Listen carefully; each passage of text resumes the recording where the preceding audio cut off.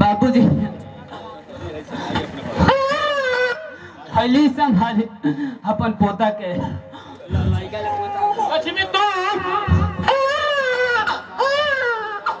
लक्ष्मी मत कहीं बाबूजी रोलो के पोता चाहिए न हली पोता संभाली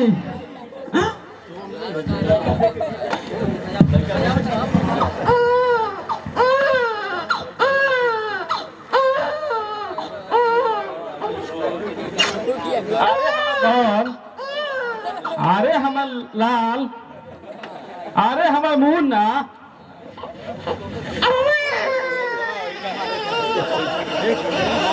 प्रेम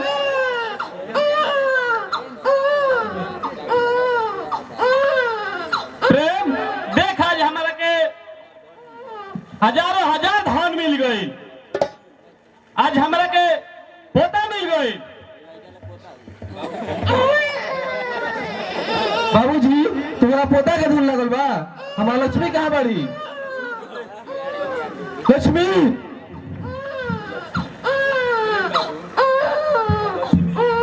प्रेम बाबू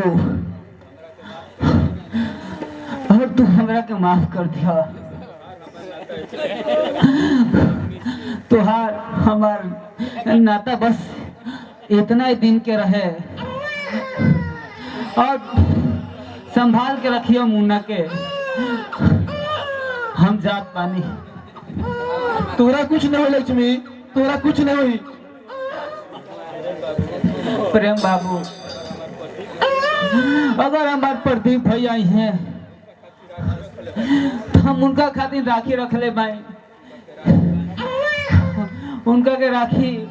बांध दिया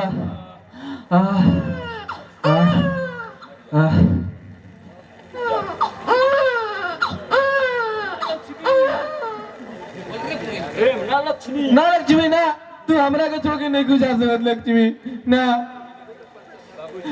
बाबूजी तू पौधा खिलावे खड़ी बानू तू तो हमार जान ले लानू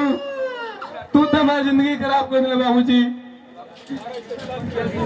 बाबूजी तोरा ऐसा पापी आदमी ना मिले बाबूजी एगो पोता खातिर तू हमार लक्ष्मी के मार देला तू तो हमार देश छुड़ा दिला बाबूजी लक्ष्मी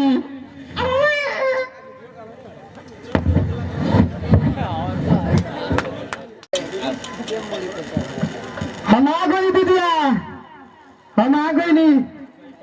अरे प्रेम बाबू हमारा दीदिया कहाँ दिया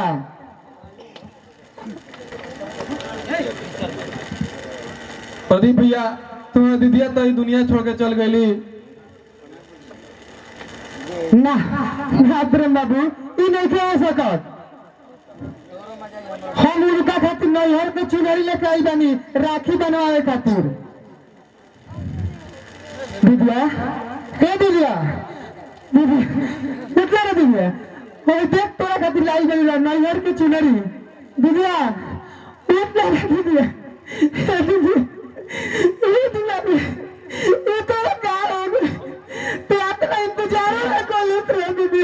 प्रदीप भैया संभाली अपने आप के होने की के डाल सकेला तेरा अपने भाई पे विश्वास ना रहे दीदिया तो हमारे के इंतजार में कोई प्रेम भाई चुप हो जा तो क्या देखता रहो मुझे दीदिया तो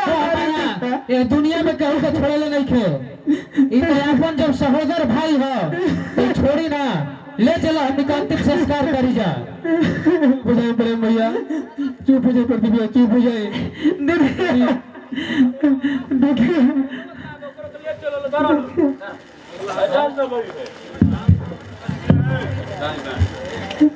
चलो भाई जियते तो नैहर का चुनरी ना नसीब भाई लेकिन मरलो पर नैहर का चुनरी तो नसीब भाई चलो चलो जरा दो राम नाम सत्य है राम नाम सत्य है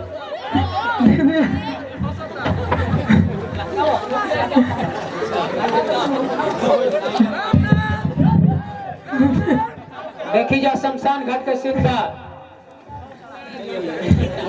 लास्ट जर रहल बा देखी जा जाए अभी कहू लेकिन जाई ना